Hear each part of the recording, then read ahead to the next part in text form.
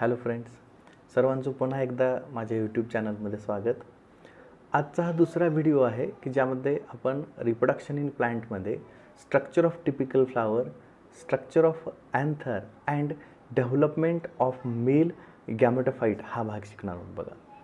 So asexual reproduction in plant particularly, asexual reproduction is achieved through vegetative method, and in the vegetative method that may be a natural or artificial method of vegetative reproduction is used. But related to the sexual reproduction in plant, flower is the important structure, as flower is the reproductive structure in plant. Remaining all plant parts are called vegetative part except the flower, and flower is the reproductive part in the plant. So that's why when we study the process of a sexual reproduction in plant, first of all we should study the structure of a typical flower or structure of a flower. So we know that flower is the fascinating organ, colorful, attractive organ of the plant, but functionally that is a reproductive part in the plant, and that directly involves in the process of a sexual reproduction. And some floral parts which are directly involved in the sexual reproduction. So for that, first here we study structure of a typical flower. Typical flower consists of two main parts. The first is floral axis and second is floral whorl. Floral axis again having the two parts, that is pedicel and thalamus. But that floral axis, that having the role of that floral axis is that through the floral axis or that thalamus, pedicel and thalamus, flower is attached to the branches of a stem. Second part is floral whorls. There are four types of floral whorls, that is calyx, corolla, androecium and gynoecium. And in that, androecium and gynoeciums are regarded as essential floral whorl, whereas calyx and corolla, they are the accessory floral whorls. All these floral parts are involved in the process of reproduction. They are helpful directly or indirectly, but androecium and gynoecium, they directly involve in the process of sexual reproduction. So that's why they are regarded as essential floral whorl. And calyx, corolla, they shows their supportive role, but androecium and gynoecium, they are directly involved in the sexual reproduction. So they are regarded as a essential floral whorl.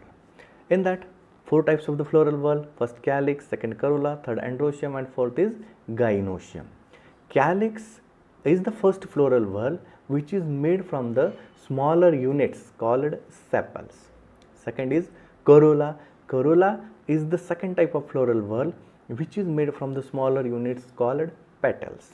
And the third floral whorl is androecium, and that androecium is essential floral whorl, with that is also called male reproductive whorl, because in the androecium there is a development of a male gametophyte. That's why that is regarded as male reproductive whorl.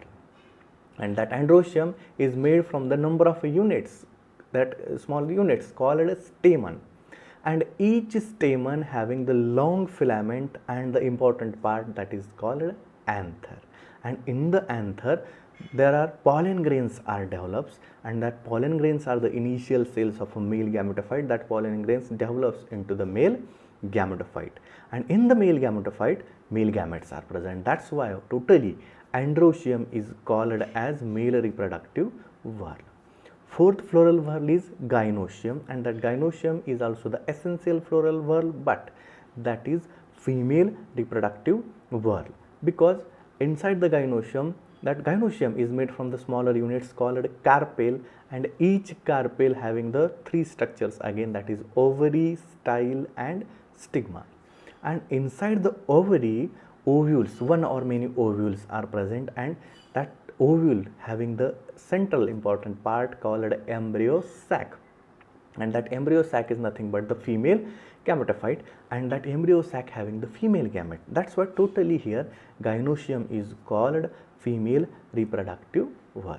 So in this way, that typical flower consists of two main parts, that pedicel, thalamus. Typical flower consists of two main parts, that is floral axis and floral whorl. Floral axis consists of pedicel, thalamus, and there are 4 types of the floral whorl, that is calyx, corolla, androecium, and gynoecium. These are the 4 types of floral whorl, and that's the structure of a typical flower. But in the process of a sexual reproduction, or sexual reproduction completes in 5 main steps, and the first steps are: first is development of male gametophyte, second development of a female gametophyte, third pollination, fourth fertilization, and fifth is post fertilization changes. And all these things occurs in the flower.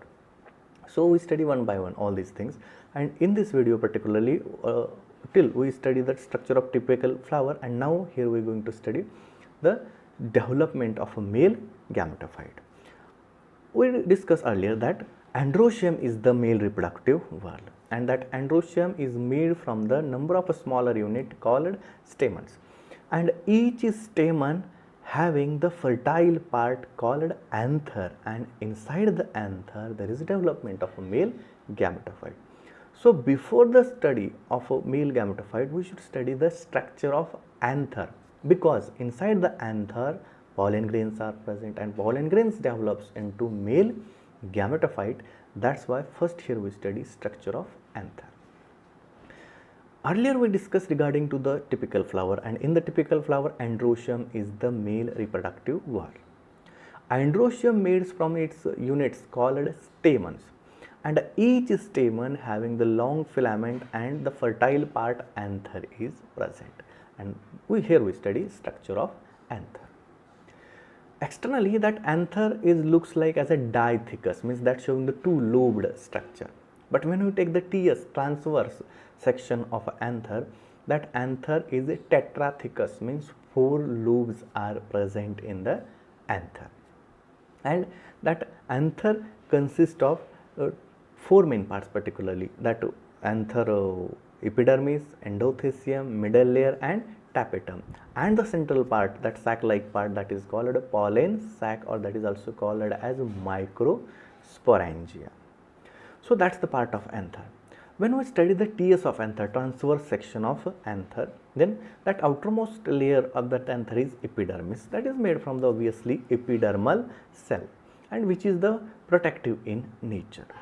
Next to the epidermis, endothecium is present, and endothecium is inner part of the epidermis. Next to the endothecium, the 2 to 3 layers of a middle layer is present, 2 to 3 layer of cells, which is called a middle layer, and the tapetum is the 4th part, that is the present very inner to the inner to the anther, and the role of that tapetum is to give protection to the developing microspores or pollen grain. So basically anther having these 4 parts or 5 parts, we can say that is epidermis, endothecium, middle layer, and tapetum. But the most important part of that anther is that microsporangia or pollen sacs. That 4 lobes which are seen in the anther, these are the microsporangia or pollen sac.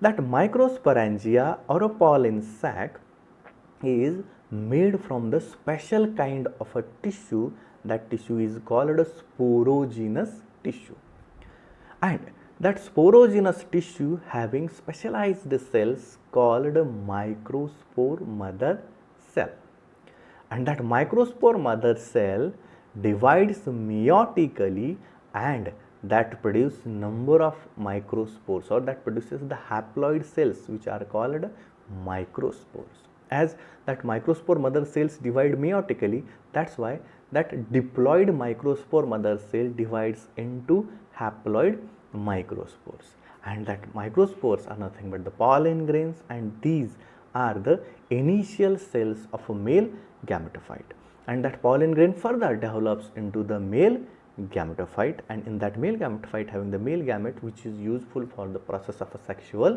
reproduction.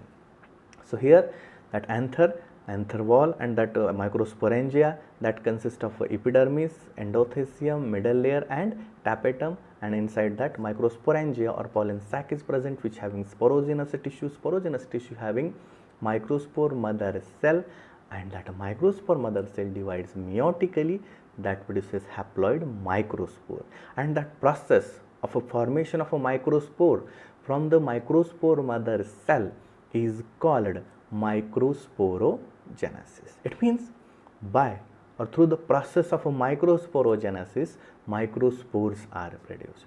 And formation of microspore that not completes the process of reproduction. Microspores are formed, and that is the initial cells of a male gametophyte. When we study the structure of a microspore, that microspore or a pollen grain is unicellular, uninucleated structure, and that having the two walls, that is outer wall and inner wall. That outer wall is called exine, which is mostly rough and spiny, whereas the inner wall is called intine, which is smooth in nature, and that single nucleus and cell cytoplasm is present in the microspore. So that microspore or pollen grain, and that microspore further develops into the male gametophyte. So here we discuss two parts regarding to that sexual reproduction. First we study structure of typical flower, and then structure of anther and microspore. As typical flower having that floral whorls, in that androecium is the male reproductive whorl, and androecium having the stamen, stamen having anther, and anther inside the anther that pollen grains are develops, and further that pollen grains develops into the male gametophyte.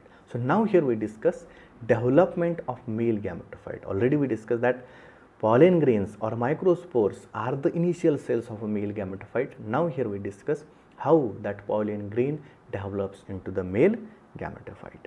As we know that microspores are produced from the microspore mother cell through the meiotic division, and now that microspores develops into the male gametophyte.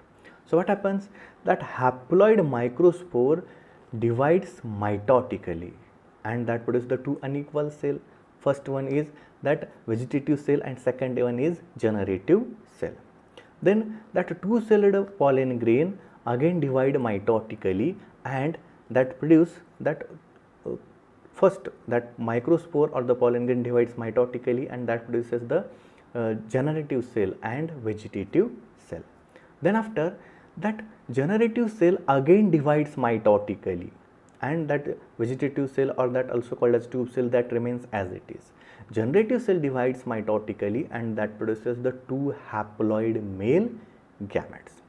And during this process, the intine of that microspore or pollen grain that comes out, and that forms a tube-like structure which is called pollen tube. All these processes going on during the development of a male gametophyte.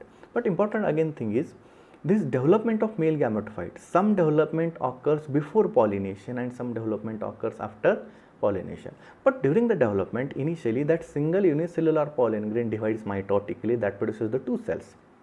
First is vegetative cell and second is generative cell. Then after, only the generative cell divides mitotically, and that produces the two haploid male gametes, and that vegetative cell, or that is also called as a tube cell, that is remains as it is. But during this process, then in the pollen grain or in that microspore, that intine comes out, and that forms a tube-like structure, and that tube-like structure is called a pollen tube. And after that, that two male gametes and the tube nucleus comes in the pollen tube, and that's the fully developed male gametophyte. When we see the diagram of that fully developed male gametophyte, that shows that exine part, intine part comes out, and that forms a pollen tube, and inside the pollen tube the two male gametes and one tube nucleus is present. So that's the development of a male gametophyte. So in this video we discuss three main things. The first one is structure of typical flower, second is structure of anther, and the third is development of a male gametophyte. So thank you. व्हिडिओजला share करा आणि चॅनलला subscribe करा. Thank you.